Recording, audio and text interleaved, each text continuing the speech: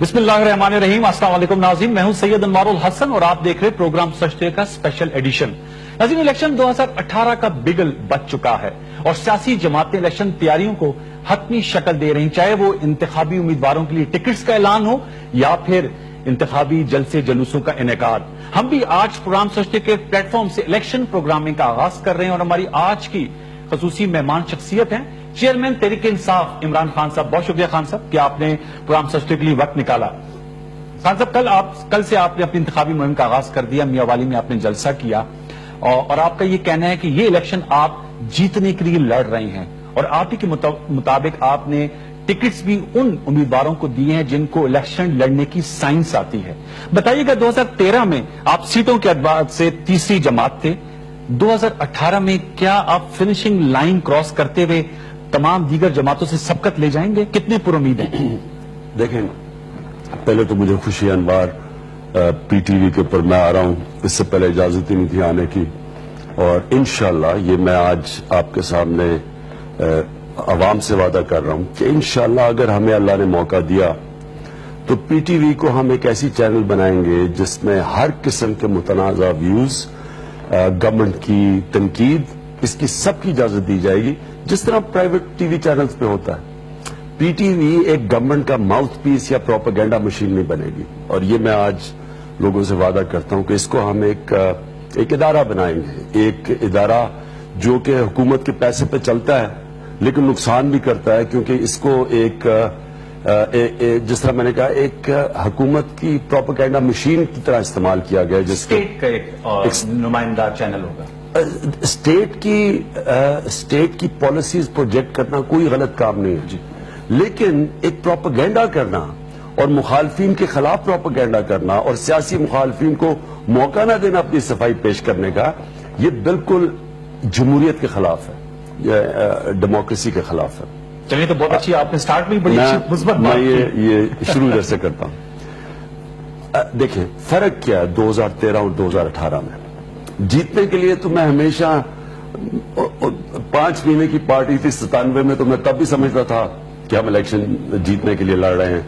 मैं अपना पहला टेस्ट मैच खेला तो मैं मैच से पहले सोचा कि लोग सोचते ना कि मैं मैच में क्या करूंगा, तो मुझे याद है मैं मैच की रात 18 साल मेरी उम्र थी, तो मैं और इंग्लैंड के अगेंस्ट मैच, और इंग्लैंड की बड़ी तगड़ी टीम थी तब, तो मैंने सोचा कि मैं मैच में कम से कम 100 रन करूंगा और कम से कम 10 विकेट लूंगा। माशाल्लाह।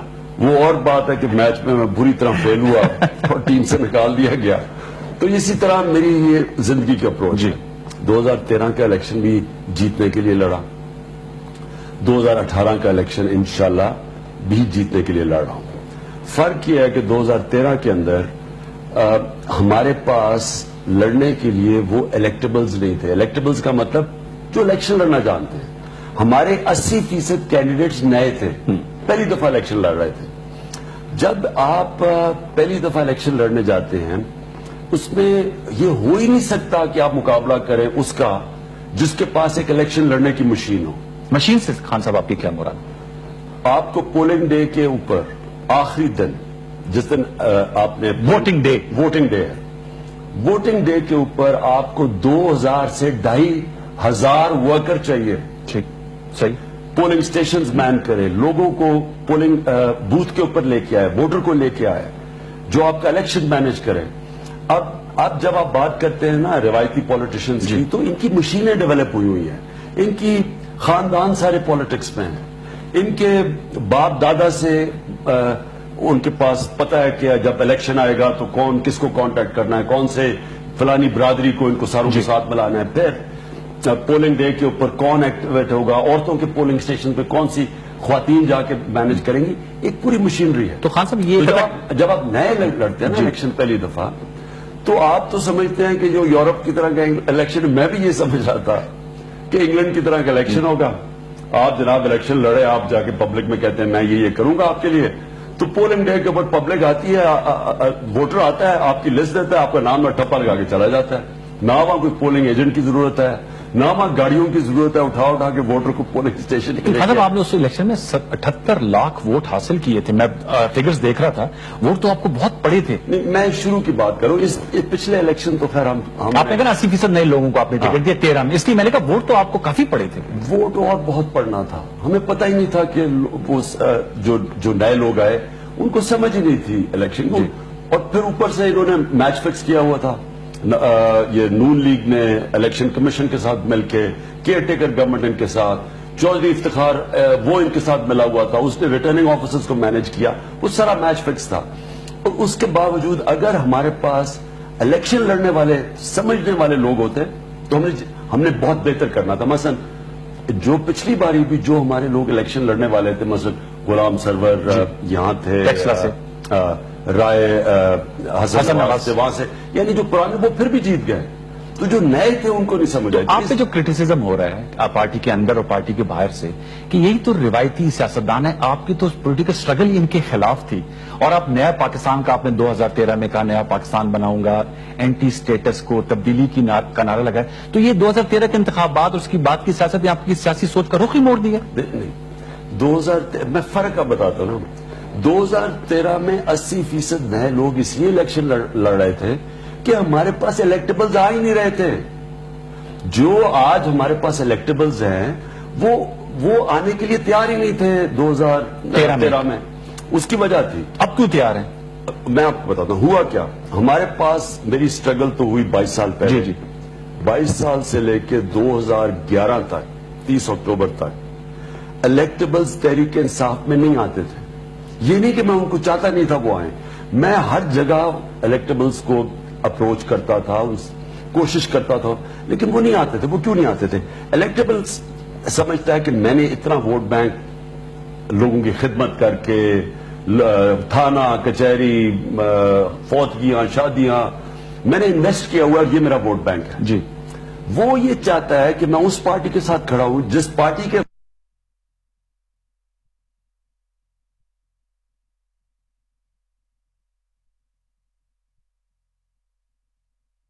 ووٹ بینک ہوئے. وہ جب آ رہے تھے ہم نے پارٹی میں الیکشن کروا دیے. ہمارا نئے پرانوں کی تھوڑی ہوا تو ہم نے کہا الیکشن کرواتے تھے. جب الیکشن کروایا زیادہ تر الیکٹیبلز پیچھے ہٹ گئے. تو وہ جب پیچھے ہٹے اور ہم الیکشن میں تیاری کے، کیونکہ ہمارا پارٹی 11 مہینے تو الیکشن، سارا 2012 پارٹی الیکشن کرواتی رہی اپنے اندر.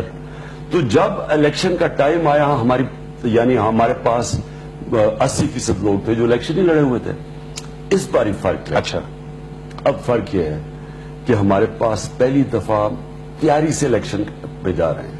ہمارے پاس تقریباً اس دفعہ آپ نے خان صاحب اب چونکہ حتمی فیض دی، کتنے الیکٹیبلز، اور بسد احترام عام طور پہ ان لوگوں کو ٹن کوٹس لوٹا بھی کہا جاتا ہے، کتنے لوگوں کو آپ نے ٹکٹ دیا؟ جی ذرا پی ٹی وی کے ویورز کو بتائیے گا. جی میں انوار آپ کے ویورز کو بتانا چاہتا ہوں. دیکھیں میری جنگ کرپشن کے خلاف تھی.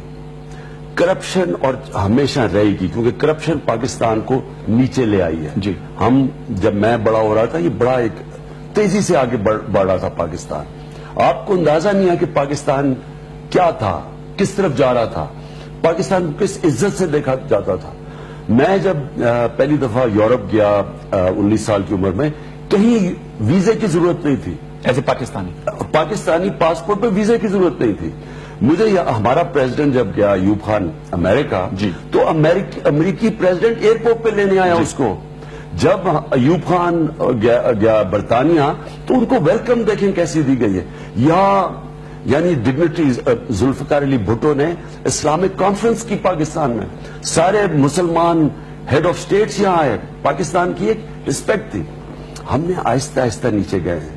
ہم جو آج یہاں پہنچے ہیں، جدھر مجھے بڑا افسوس سے کہنا پڑتا ہے کہ ہمارا سربراہ ملک سے باہر گیا، پچھڑا والا، شاید خاقان عباسی، تو اس کے ایئرپورٹ پہ کپڑے اتار لیے امریکہ میں. تو لیکن میں نے اس سے سوال انٹرویو میں پوچھا تھا، انہوں نے کہا کہ میری صرف تلاشی لی گئی تھی اور مجھے کوئی آر نہیں، لائن میں سب کھڑے ہوتے تھے، میں 40 سال سے امریکہ جا رہا ہوں، میری وہ تلاشی لی گئی.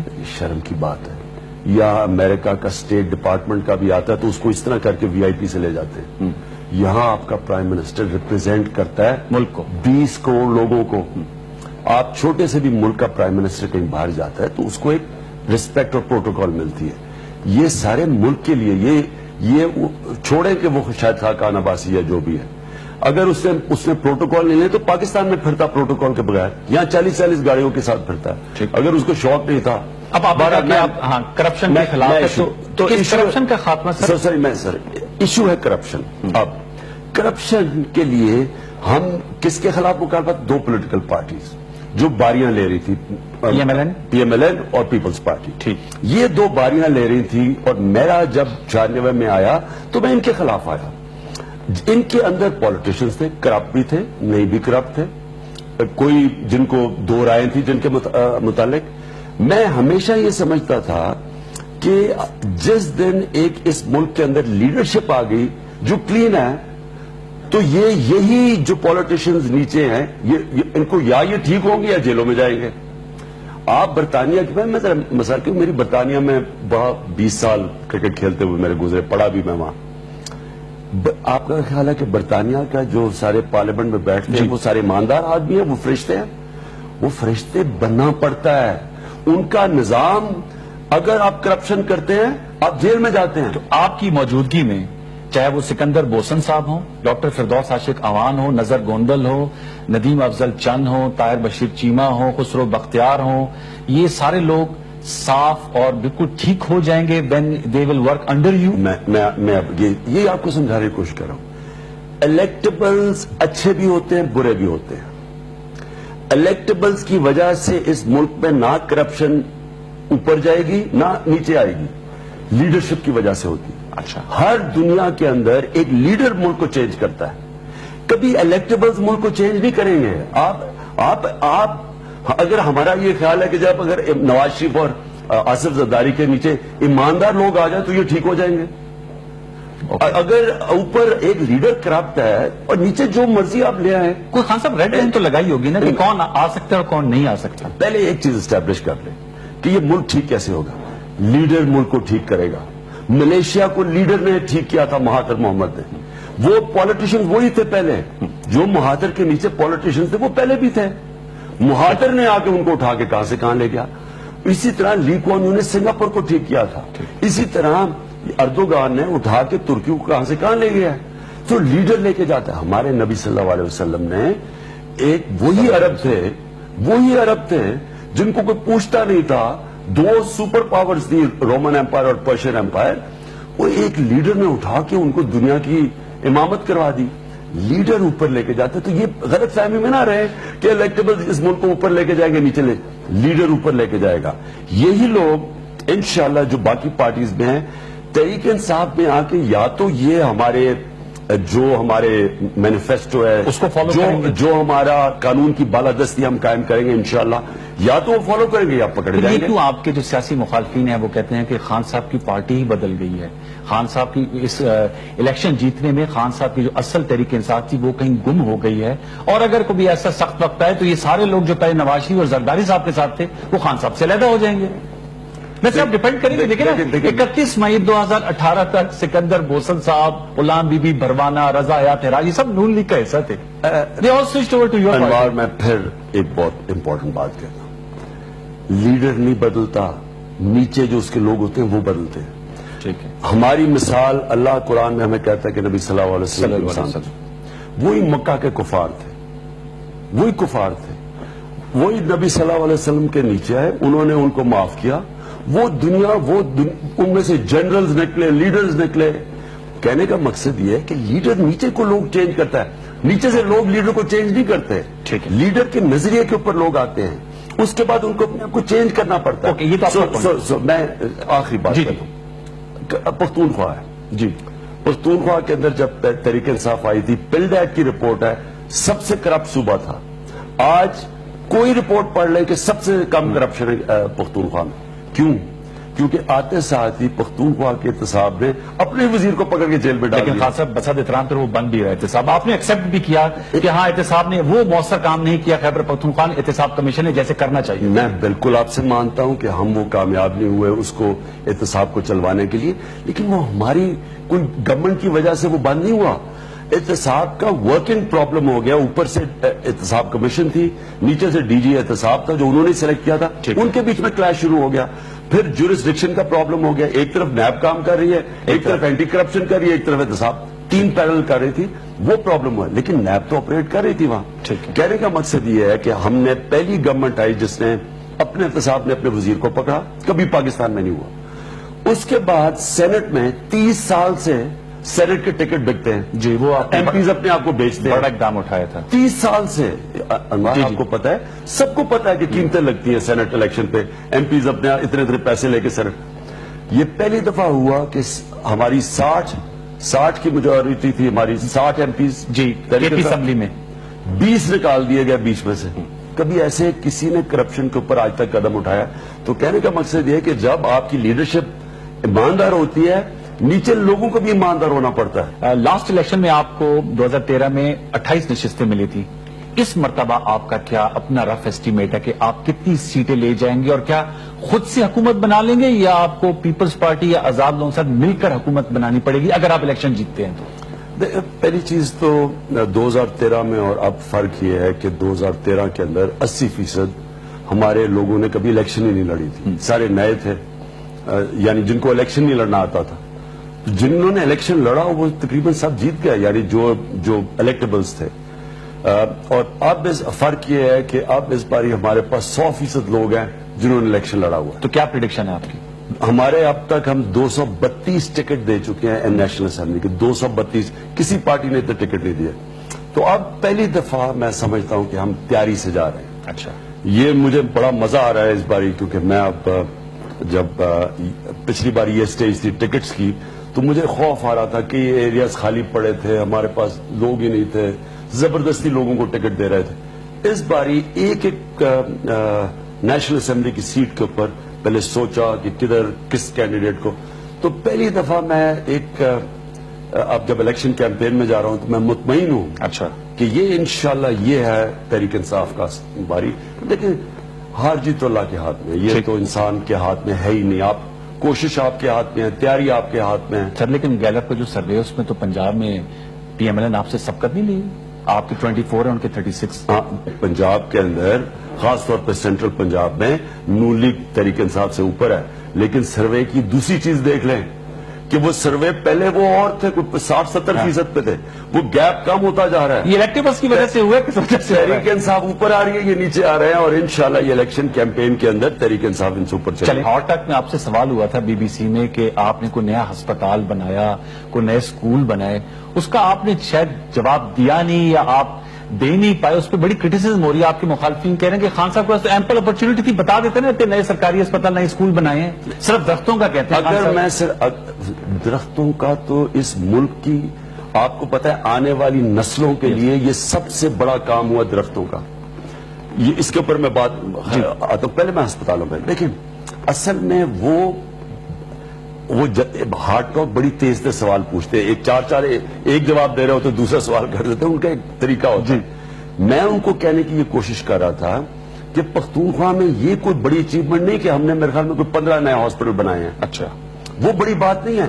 پرانے ہاسپٹل کو ٹھیک کرنا اصل چیلنج ہے. شہباز شریف صاحب جب پوچھیں وہ تو کہتے ہیں ہم نے دیکھیں موٹر ویز بنائی, ہم نے میٹروز بنائی ہیں, اورنج ٹرین ہے, اور خان صاحب کرٹیسائز کرتے تھے, جنگلہ بس کہتے تھے پشاور میں BRT بنا رہے ہیں, وہ بھی ادھوری بنائی. میں پہلے آپ کو یہ جنگلہ بس کا بتا دوں. جی, جتنا بڑا پنجاب کو نقصان ہوا ہے نا ان کی میٹروز اور ان کی اورنج ٹرین, مجھے اکانومسٹ ہی بتا رہا تھا کہ ان کی جو سبسڈی ہے, یعنی سالانہ خسارہ ہوگا یہ جو انہوں نے بنائی ہے اورنج ٹرین, اس کا ملا کے اور یہ 4 میٹروز کو وہ 20 سے 25 ارب روپیہ سال کا خسارہ ہوگا. اچھا, یعنی پنجاب کے لوگ کوئی جو یہ بسز اور یہ کوئی 2 یا 3% پنجاب کے لوگوں کو فائدہ ہوگا سارے پنجاب میں, اس کا صرف خسارہ. تو اچھی بات نہیں ہے.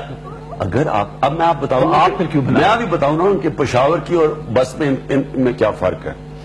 ان کو جو قرضے لیے ہیں, جو ان کے اوپر ان کو سود دینا پڑے گا, جو ان کا ویسی چلانے میں خسارہ ہے, جو ٹکٹ سبسیڈائز کر رہے ہیں, وہ پنجاب کے لوگوں کو 20 سے 25 ارب روپیہ ہر سال دینا پڑے گا. اور جیسے جیسے ڈالر بڑھتا جا رہا ہے, روپیہ گر رہا ہے, یہ اور قیمت بڑھتی جائے گی کیونکہ باہر سے قرضے لیے ہوئے. پختونخوا کے اندر ایشین ڈیولپمنٹ بینک نے پہلے پوری سروے کی. کتنے کی بن رہی ہے خان صاحب؟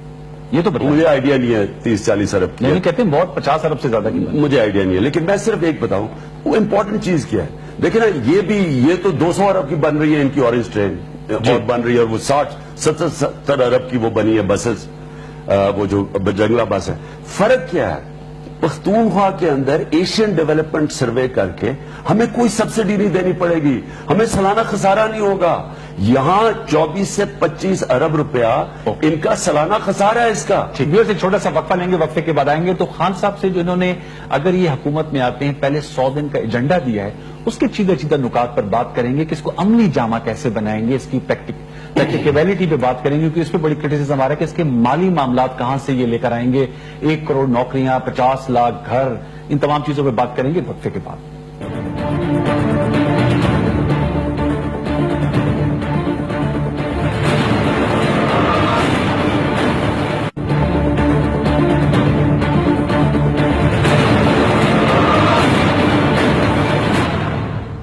ویلکم بیک ویورز, ہم نشست کر رہے ہیں عمران خان صاحب سے. عمران صاحب, اس سے پہلے کہ میں دوبارہ آپ کے 100 ڈیز ایجنڈا پہ جاؤں, پی پی پی سے ہاتھ ملانا پڑا تو ملائیں گے. بہت سے آپ کے ناقدین کہتے ہیں سینٹ والا فارمولا شاید اپلائی ہو جائے. دیکھیں, جدھر قمر زمان کہہ رہا ہے ٹھیک, جدھر وہ غلط کہہ رہے ہیں, وہ یہ کہہ رہے ہیں کہ آپ کے نیچے اگر لوگ آ گئے, الیکٹیبلز آ گئے, تو جناب اس کا مطلب کہ آپ احتساب نہیں کریں گے.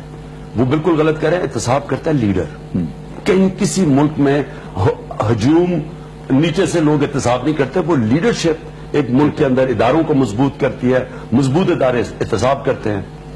لیکن جب آپ الائنس کرتے ہیں کسی سے, تب واقعی اگر میں کسی کرپٹ پارٹی, یعنی ایک پارٹی نون لیگ جدھر شریف برادران اوپر بیٹھے ہو, اور پیپلز پارٹی جدھر آصف زرداری ہو, اب جب ان سے الائنس کروں گا تب میں اپنے نظریے سے پیچھے ہٹوں گا. تو لہٰذا کوئی چانس نہیں. اس کا مطلب کہ میں کرپشن سے پیچھے ہٹ گیا, کیونکہ جس وقت میں کرپشن کے پیچھے جاؤں گا یہ روک دیں گے راستہ, کیونکہ ان کے انٹرسٹ میں نہیں ہے. انہوں نے کبھی ادارے جان کے انہوں نے تباہ کیے ہیں تاکہ یہ پکڑے نہ جائیں. یہ جان کے نیب کو کمزور کیا, آپس میں مکا کر کے قمر زمان جیسے لوگ رول آؤٹ کر رہے ہیں. تو ان سے اگر میں ان سے الائنس کرتا ہوں, اس کا مطلب میں اپنے منشور, اپنے نظریے سے پیچھے ہٹ جاتا ہوں. اوکے, اب ذرا سر آتے ہیں جو آپ کا 100 ڈیز ایجنڈا ہے. خان صاحب, آپ نے کہا 5 سال میں آپ 1 کروڑ نوکریاں دیں گے, 50 لاکھ گھر بنائیں گے پرائیویٹ سیکٹر کے ساتھ مل کر.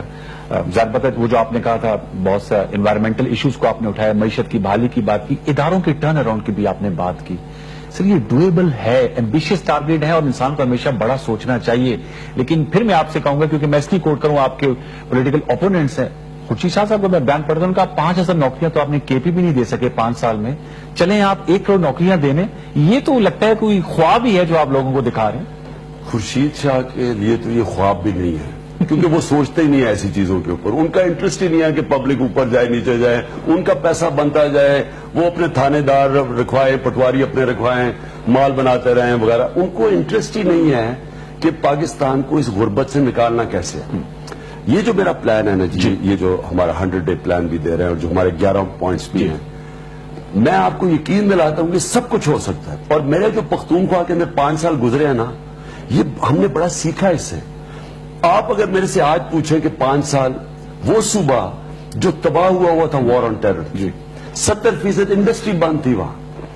یہاں پشاور کے پیسے والے لوگ اسلام آباد آ کے بس گئے, کیونکہ وہاں جو ایک ہی بزنس چل رہی تھی, وہ لوگوں کو اٹھا کے لے کے جاتے تھے اور ان سے پیسے مانگتے تھے. تو وہ صوبہ آج آپ دیکھ لیں, اس کی گروتھ ریٹ سب سے زیادہ ہے. ادھر سب غربت ہم نے کم کی صوبے کے اندر. اس صوبے میں ادارے مضبوط کیے, ڈی پولیٹیسائز پولیس کی, ڈی پولیٹیسائز بیوروکریسی کی. آج بیوروکریسی کے اندر دیکھیں پنجاب کی بیوروکریسی تو شہباز شریف کے نوکر ہے. وہ انہوں نے جو پنجاب کی بیوروکریسی تباہ کی ہے, انہوں نے اپنے نوکر بنا لیا. وہی آصف زرداری اور اس کی بہن نے سندھ کی بیوروکریسی سے کیا. آج پختونخوا کی بیوروکریسی دیکھیں, وہ کھل کے کام کر سکتی ہے, یعنی ان کو موقع ملا ہے. بینک آف خیبر, اس میں بڑا سکینڈل بھی بنا, وہ جو ان کے پریزیڈنٹ تھے اور جماعت اسلامی سے وہ کہتے کہ جی وہ ایسے. بینک آف خیبر کے پریزیڈنٹ کا جماعت اسلامی سے پرابلم آیا, لیکن بینک آف خیبر کو ڈی پولیٹیسائز کر کے 5 روپے سے شیئر گیا 16 روپے پہ. بینک آف خیبر نے پہلی دفعہ اپنی زندگی میں 2 دفعہ ڈیویڈنڈز دیا, ارب روپیہ کما کے پختونخوا کی گورنمنٹ کو دیا. کیوں دیا؟ کیونکہ اس کو ڈی پولیٹیسائز کر دیا, کرپشن نہیں آنے دی. میں کہہ رہا ہوں کہ ادارے مضبوط ہو سکتے ہیں اس ملک میں. ہم اگر آپ پولیس ٹھیک کر سکتے ہیں نا, سارے ادارے ٹھیک کر سکتے ہیں. اب اداروں پہ تو ادارے مضبوط. دو کام ہیں پاکستان میں, جب تک جو لیڈر نہیں کرے گا, جو گورنمنٹ نہیں کرے گی, وہ ملک ٹھیک, یہ ملک کو اب روک ہی نہیں سکتے. وہ کون سے دو کام ہیں؟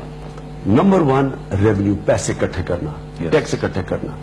پاکستان کا سب سے بڑا یہ جو نون لیگ چھوڑ کے گئی ہے, پاکستان کی تاریخ میں کبھی اتنا بڑا خسارہ نہیں ہوا جو کہ ان کے فسکل ڈیفیسٹ یعنی آمدنی اور خرچے میں خسارہ, اور ٹریڈ ڈیفیسٹ یعنی جو ہم دنیا کو بیچتے ہیں اور دنیا ہمیں بیچتی ہے, 30 ارب روپے کا خسارہ ہے. کبھی ہوا ہی نہیں پاکستان. لیکن جو ہماری نگران وزیر خزانہ ہے شمشاد اختر صاحبہ, انہوں نے تو بڑی اچھی پکچر پریزنٹ کی. انہوں نے کہا اکانومی کی حالت بہت سی چیزوں میں بہتر بھی ہے.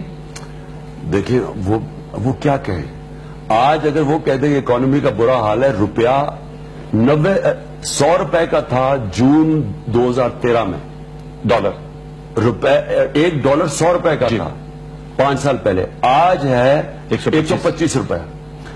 اب اکانومی اچھی ہو تو یہ ایک ہی چیز دیکھ لیں. آج آپ جو سوچیں کہ 5 سال پہلے میرے پاس بینک میں اگر 125 روپے پڑے تھے, آج وہ 100 روپیہ رہ گیا.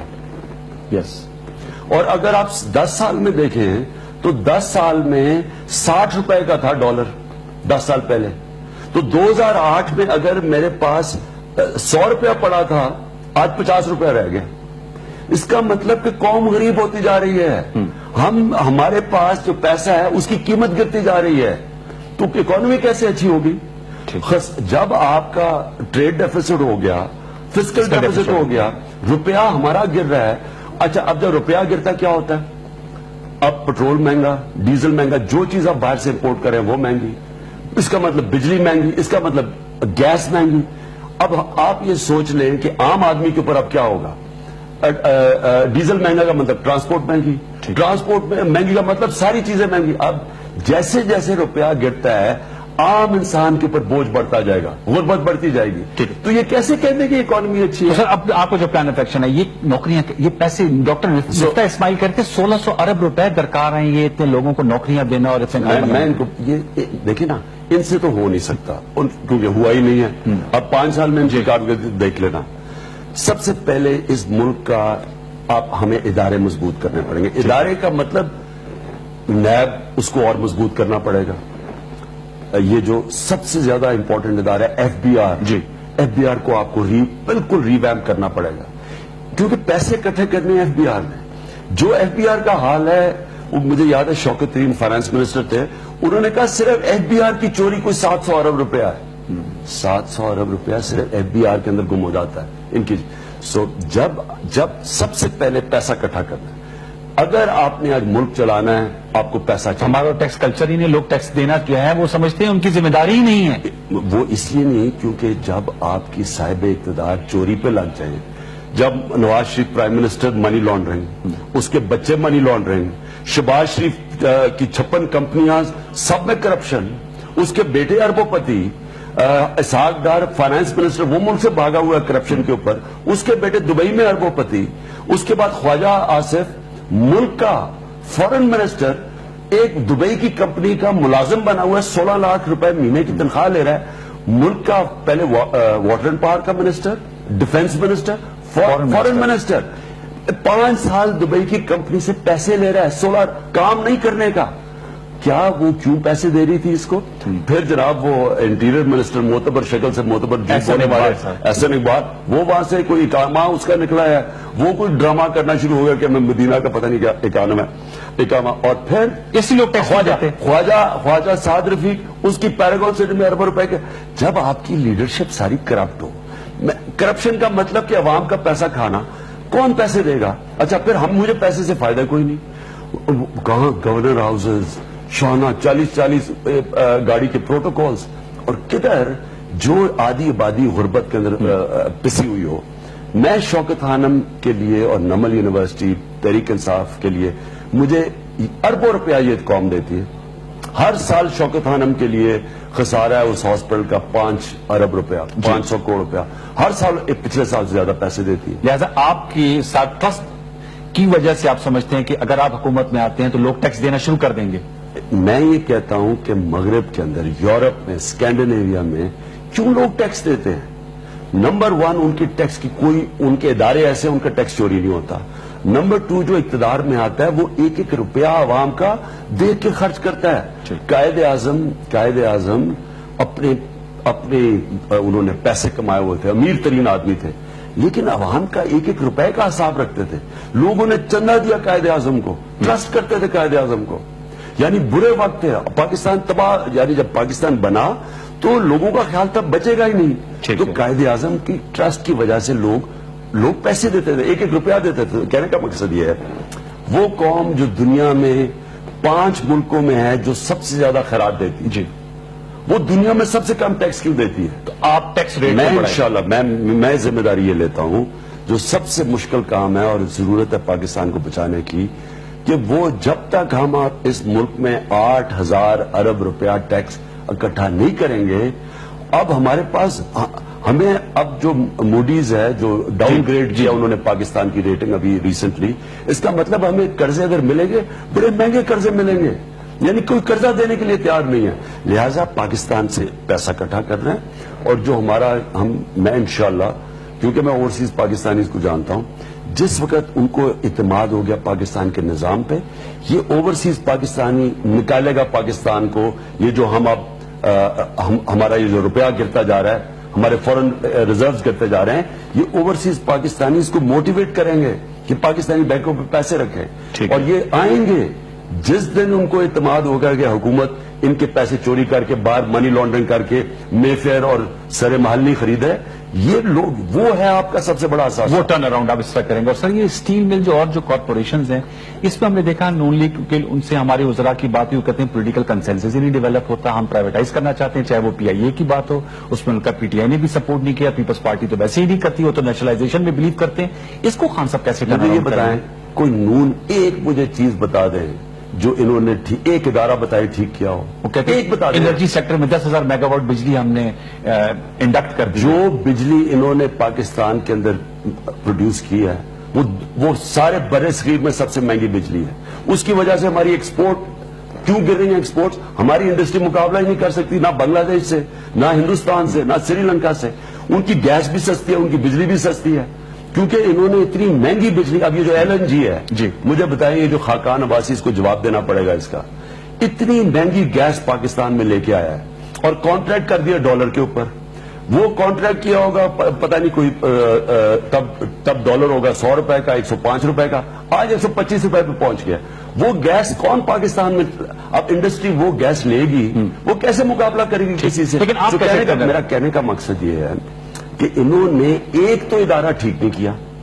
सारी जो गवर्नमेंट कॉर्पोरेशंस हैं, ये जो वापदा है, पीआईए है, ये स्टील बिल जो बंदी कर दी है इनके दौर में, इनका नुकसान पाकिस्तान में 5 साल में मैं देख रहा था, तकरीबन 4 ट्रिलियन से कम, यानी कि 4,000 ट्रिलियन 3600 अरब रुपया है, यानी 3 ट्रिलियन 600 अरब रुपया, 3600 अरब रुपया का इन्होंने नुकसान किया 5 गवर्नमेंट कॉर्पोरेशन ने 5 सालों में। अब मुझे बताएं कि इनका क्या कमाल है?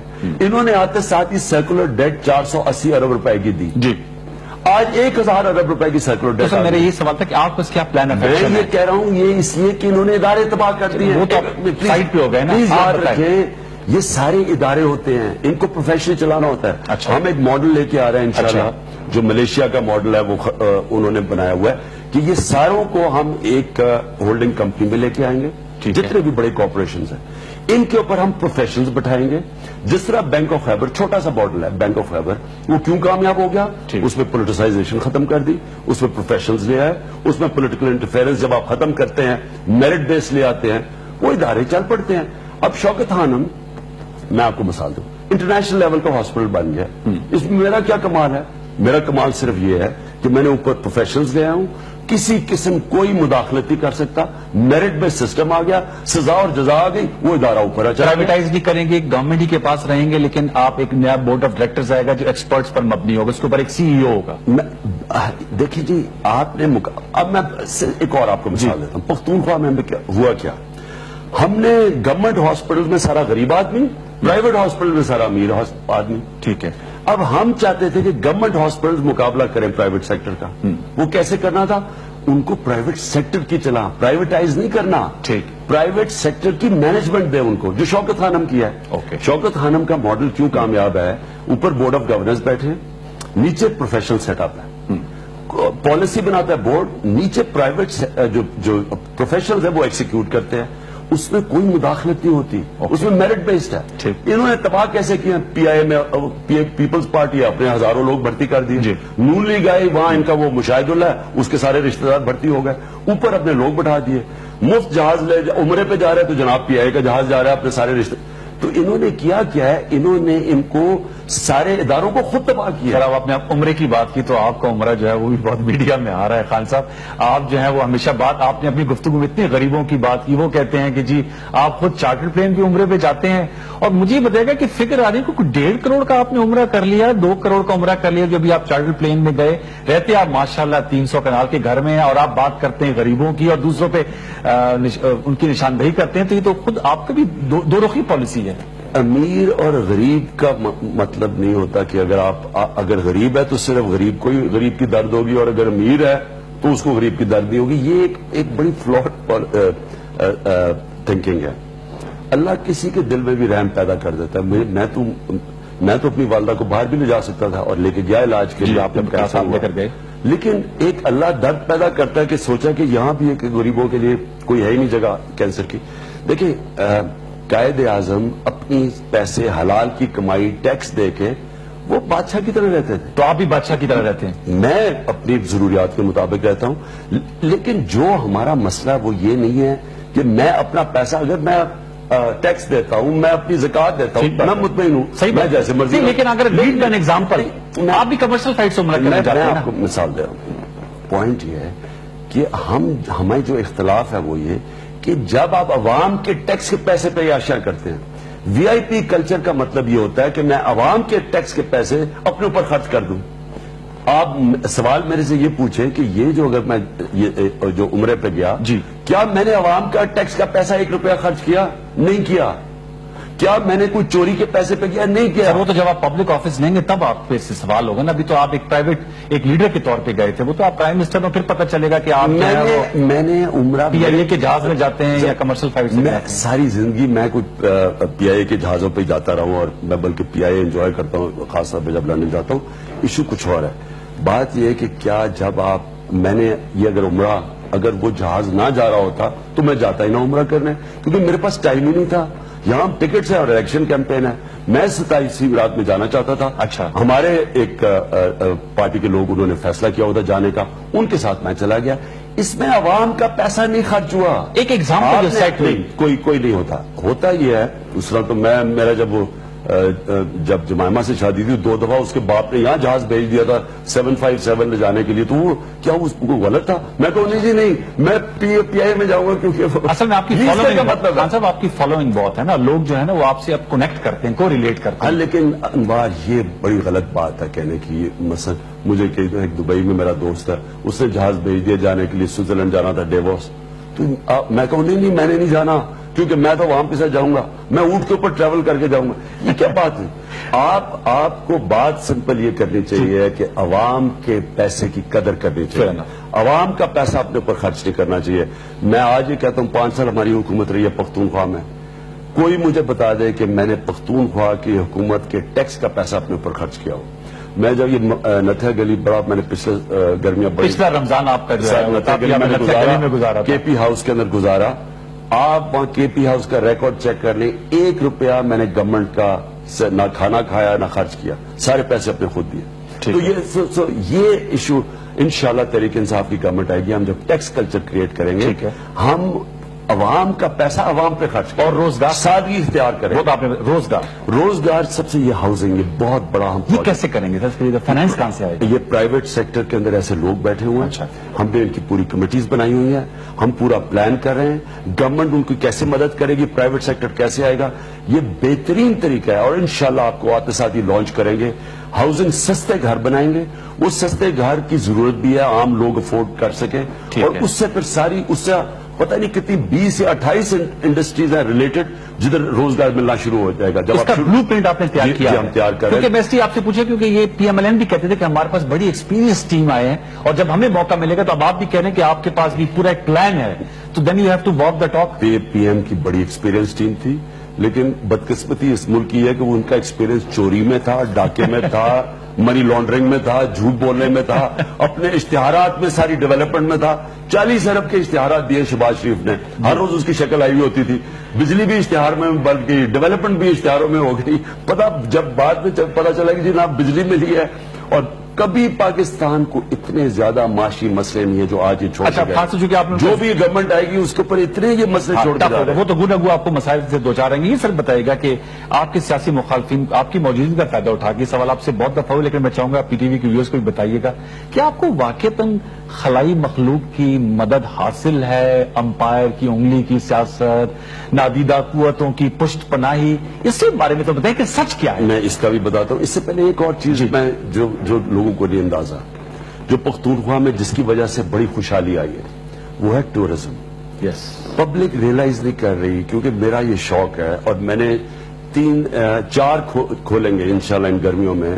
اب تو خیر ہماری گورنمنٹ نہیں ہے, 4 کھولنے تھے نئے ٹورزم سپاٹس جو میں نے خود جا کے, ہم نے ٹورزم منسٹر کے ساتھ ہم نے خود دیکھے ہیں. بڑی یعنی اس ملک میں ایسی ایسی جگہ ہیں.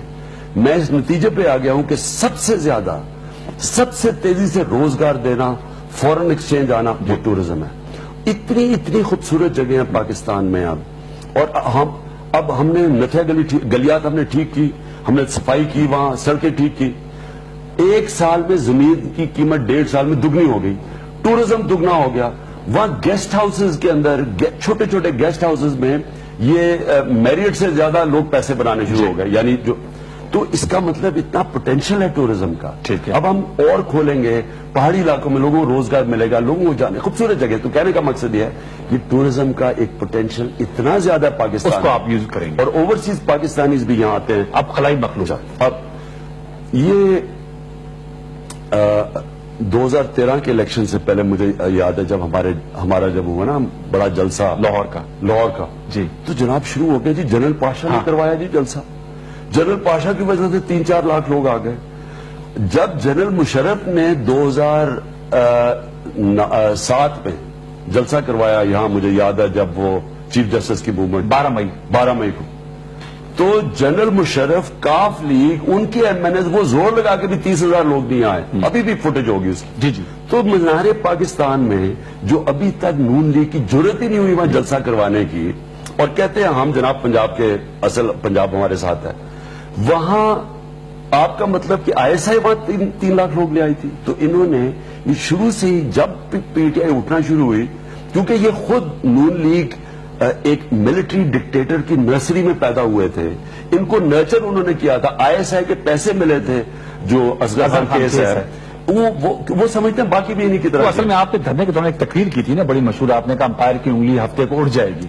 یہ اتنے میں اب ان کو جو دیکھیں نا, جو پلا ہوا ہو ایک ملٹری اسٹیبلشمنٹ نے بنایا ہو, ہمیشہ ان کی مدد کی ہو. 97 میں ملٹری میں مدد کی, 2013 میں پنجاب کے اندر ان کی مدد کی ایک بریگیڈیئر نے, وہ ہمیں پتا ہے ان کا اس الیکشن کا نام تو لینا خان صاحب, وہ رانجھا جو ابھی بھی اینٹی کرپشن کے اندر ہے, جو اس کے تحفے ملے نا. 35 پنچر لگانے کے لیے پی سی بی کا چیئرمین, اس کو تحفے میں مل گیا وہ اینٹی کرپشن کا ہے. اور اب لیول پلینگ فیلڈ مل رہی ہے. اب نون لیگ کو یہ گلا کہ ہمیں لیول پلینگ فیلڈ نون لیگ کا مسئلہ یہ ہے کہ ان کو, اگر ان کا جارج بش کا فارمولا ہے کہ یا آپ میرے ساتھ ہیں یا میرے خلاف ہیں, تو اگر اسٹیبلشمنٹ میری مدد نہیں کر رہی, اس کا مطلب اسٹیبلشمنٹ عمران خان کی مدد کر رہی ہے, میرے خلاف ہے. میں ان سے سوال پوچھتا ہوں کہ ان کا جو نواز شریف کی جو فلسفی تھی, آپ اگر کبھی دیکھیں کسی سے جمخانہ کرکٹ کلب کا پوچھ لیں, کسی سے پوچھ لیں. یہ تب کرکٹ کھیلتا تھا, میں بھی جب وہاں کھیلتا تھا, آپ کو سارے لوگ کہیں گے کہ جب نواز شریف میچ کھیلنے آتا تھا اپنا امپائر ساتھ کھڑا کرتا تھا. یہ میں آج آپ کو سارے ویورز کے سامنے کہہ رہا ہوں, جتنے لوگ تھے جمخانہ میں, اس میں وہ سلمان جنون کا بھی ہوتا تھا, ایک اور بھی وہ لوگ ہیں, ان کسی سے پوچھ لیں, وہ آپ کو بتائیں گے کہ پہلے نواز شریف بیٹنگ کرنا تھا تو امپائر ساتھ کھڑا ہو جاتا تھا, وہ آؤٹ ہوتا تھا, وہ امپائر نو بال کر دیتا تھا. اس کو اپنے امپائر کے ساتھ کھیلنے کی ابھی بھی نیوٹرل امپائر عمران خان دنیا کی کرکٹ کی دنیا میں لے کے آیا. 1986 میں پہلی دفعہ دنیا کی تاریخ میں نیوٹرل امپائر. انشاءاللہ ہم صرف اور صرف چاہتے ہیں کہ یہ صاف اور شفاف الیکشن, صرف, اور پرامن بھی ہو. وہ بھی سیاسی جماعتوں کی ذمہ داری ہوگی نا سر. پرامن تو ہوں گے, ہم صرف صاف اور شفاف, پرامن تو ہوں گے فوج کی وجہ سے. اس لیے بڑا امپورٹنٹ ہے کہ فوج یہ الیکشن مین کرے, کیونکہ مجھے اور کانفیڈنس نہیں ہے کیونکہ انہوں نے پولیس اتنی پنجاب میں تباہ کر دیا. لیکن انشاءاللہ صاف اور شفاف الیکشن ہو, اور میں سمجھتا ہوں کہ یہ لمبی اندھیری رات ختم ہونے والی. اچھا, اندھیری رات towards the end few question. ایک تو آپ کی ذات کے حوالے سے میں اس لیے پوچھنا چاہوں گا کیونکہ یہ بہت زیادہ میڈیا میں بات آتی ہے, کیا آپ واقعتاً سمجھتے ہیں کہ چاہے وہ سیتا وائٹ کا ایشو ہو یا ریحام خان کی آنے والی کتاب جو کہ منظر عام پہ نہیں آئی لیکن چرچا بہت ہوا ہے, یہ آپ کو پولیٹیکلی ڈیمیج کر سکتی ہے, اس کا احتمال ہے؟ دیکھیں, یہ 22 سال ہو گئے مجھے پالیٹکس میں. جی, جب الیکشن آنا شروع ہوتا ہے, یہ شریف دونوں بھائی بنتے معصوم اور مظلوم ہیں, یہ ہمیشہ نیچے تک گرتے ہیں. یہ اب تو افتخار چودھری صاحب نے کہا ہے نا کہ وہ کریں. افتخار چودھری کے پیچھے کون ہے, اس کی کتاب کے پیچھے کون ہے؟ یہ دونوں بھائی ہیں.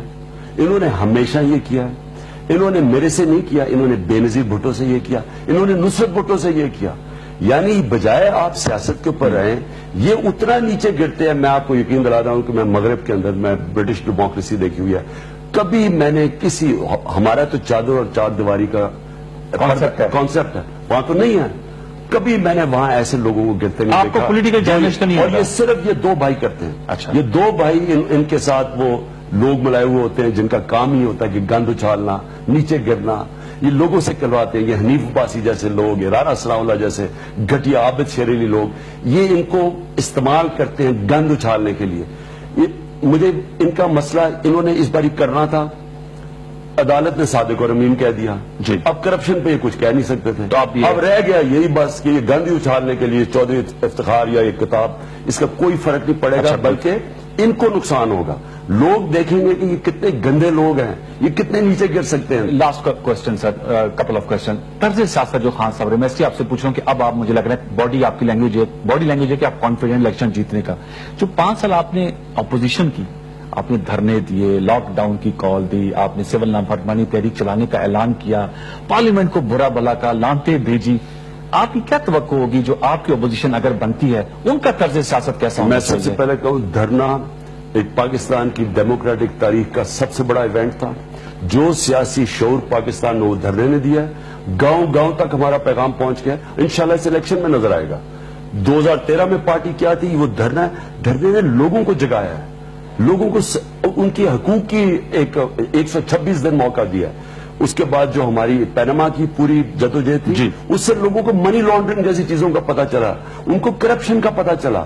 آج یہ ان دھرنے اور پینما کی تحریک کے بعد آپ جب پبلک ووٹ کرنے جائے گی, یہ سیاسی شعور رکھے گی, یہ ایک جاگی ہوئی پبلک ہوگی. اس لیے میں سمجھتا ہوں کہ بہت بڑا. لیکن آپ کے جو مخالفین وہ کہتے ہیں جب جیسے اب ٹکٹس کی ایشو پہ آپ کے گھر کے باہر دھرنا ہوا, شاہ محمود قریشی صاحب کے گھر کے باہر خواتین کا دھرنا ہے, تو اس سے ذرا یہ جو پالیٹکس ہے, تصادم والی سیاست نہیں ہے, خان صاحب اس کو ترویج ملے گی. یہ میرے گھر کتنے دھرنے ہوئے, ایک دھرنا نہیں ہوا, میرے گھر کے باہر کتنے دھرنے ہوئے. میں نے کوئی لاٹھی چارج کروایا, ہم نے انہیں کوئی مار پڑوائی, رینجرز کڑی ہم نے جا کے, وہ تو رینجر وہ تو اوپر آ رہے تھے نا, ہم نے وہاں گئے, میں نے ان کو ایڈریس کیا, میں نے ان کے بات چیت کی, ان کے لیڈر سے ملا, مطمئن کیا. دیکھیے ڈیموکریسی کا مطلب یہ ہوتا ہے, اگر میں سمجھوں میرے سے ناانصافی ہوئی ہے, میرا حق ہونا چاہیے کہ مجھے کوئی اپیل سنیں. ہم نے ٹکٹس اپنے ریویو کیے, کسی پارٹی نے ٹکٹ ریویو نہیں کیے. ہم نے کہا ٹکٹ اناؤنس کیے, پھر ریویو کیا. ابھی بھی فیل کرتے ہیں کہ کسی کو نہ ٹکٹ دینے کا کوئی آپ کو افسوس ہے؟ دیکھیں کئی بڑا مشکل ہوتا ہے. اچھا, دو قریب کینڈیڈیٹس ہوتے ہیں, ایک ویو ادھر سے آتا ہے, کوئی ادھر سے آتا ہے, اور ایک کو تکلیف پہنچنی ہوتی ہے. پارٹی خان صاحب پی ٹی آئی انٹیکٹ ہے, کہتے ہیں کہ پی ٹی آئی میں آپ کی تو نہیں, آپ تو ظاہر بات ہے you are the chairman of party, جو آپ کے باقی سینئر لیڈرز ہیں ان کے آپس میں جو لفظی جنگ ہے, اور ہاں کئی دفعہ تکلیف دہ ہوتی ہے پارٹی کے ورکرز کے لیے کہ جب لیڈرز آپس میں نہیں ہونی چاہیے. بالکل غلط ہے یہ. لیکن میں یہ کہہ دوں کہ کبھی بھی تحریک انصاف اللہ کے فضل سے اتنی مضبوط نہیں تھی جتنی آج ہے. لاسٹ میں کھلاڑی آپ بنے تو ورلڈ کپ جیتا, फिलेंथ्रोपिस्ट बने तो शौकत खानम अस्पताल खड़े कर दिए, एजुकेशनिस्ट बने तो नमल यूनिवर्सिटी बनाए, पॉलिटिशियन आप हैं, क्या एम है, फाइनल अल्टीमेट एम क्या है आपका? मेरा एम एक ही है कि पाकिस्तान एक बड़े ख्वाब का नाम था, एक मकसद के लिए बना था. इसने मदीना की रियासत के तर्ज पे एक इस्लामी फलाई रियासत बननी थी, जिधर अदल और इंसाफ होना था, जिधर मेरिट होनी थी, जिधर इंसानों की कदर होनी थी, जिधर एक सिर्फ कोशिश ये होनी थी जिधर इंसानियत के हम अपने गरीब तबके को उठाएं, जो कि मदीना की रियासत में उठाया गया था पहली दफा. तो मेरी सारी एम्बिशन जो नया पाकिस्तान की मैं बात करता हूं वो यही है कि पाकिस्तान जिस मकसद के लिए बना था उस मकसद पे वापस जाए, इस्लामी फलाई रियासत. बहुत शुक्रिया खान साहब, thank you very much. Viewers, हम खुसूसी गुफ्तगू कर रहे थे चेयरमैन तहरीक इंसाफ इमरान खान साहब से. इसकी फीडबैक हमें जरूर दीजिएगा फेसबुक और ट्विटर पे. इंशाल्लाह ये प्रोग्राम का प्लेटफॉर्म हाजिर है. दीगर जो पॉलिटिकल पार्टीज के सीनियर रहनुमा है, जो